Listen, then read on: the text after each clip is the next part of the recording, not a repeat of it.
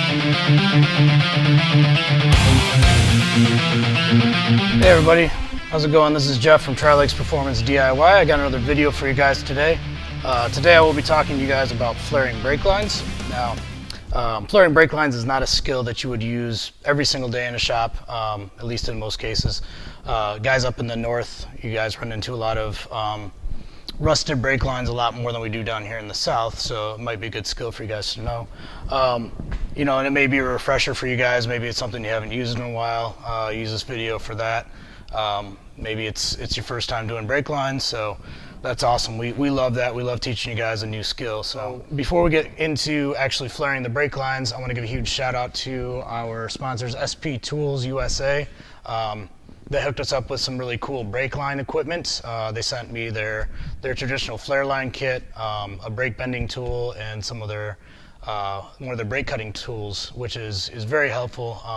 You'll be seeing me using those throughout as I'm going through on the lowrider project. So yeah, big shout out to them. Go ahead and check them out. sptoolsusa.com. A bunch of great guys, super quality tools. We love using all their stuff. So when you go to flare your line, the very first thing you want to do is make sure you have the proper fitting and make sure you slide that onto the line before you do any flaring or bending. Once you've started your flares or your bends, it is impossible to go ahead and put your fitting on after that.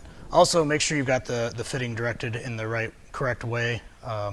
Make sure this is going to be going into the threaded area that you need it to and not upside down like that. So once you've got that set, what you want to do is figure out what your diameter of brake line is, and then you're going to set that into the correct hole on the locking bar. This happens to be 3/16. So what you're going to do is grab your die that you're going to use, and you're going to set the depth before you do anything. So what you're going to do with that is you're going to line it up, and you're going to have the same amount of brake line sticking out as the thickness of the die. At that point, we're going to go ahead and just tighten these down. All right, so these butterflies are nice. You can get a good tight grip on them. I like to go ahead and just put a little extra oomph onto them using a pair of pliers.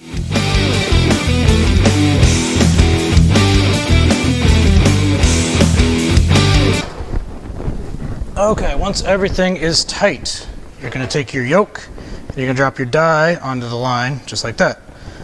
You're going to take your yoke, you're going to sit on top of that, and the point of the yoke is going to go directly into the center of the die. Now at this point, it is important to make sure you are putting equal pressure on this as you are tightening this down.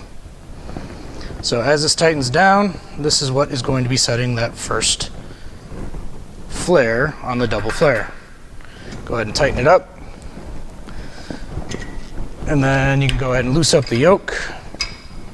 Once you've done that, you can go ahead and remove the die. And then you can go ahead and set the yoke back in. And go ahead and set our second flare of the double flare. So we're going to tighten this down, and we're going to push this in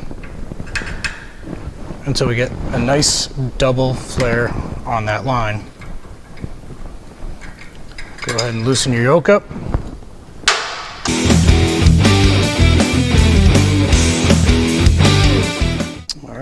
And then you can go ahead and inspect your double flare. So what you see, it's a nice flouted setup like that.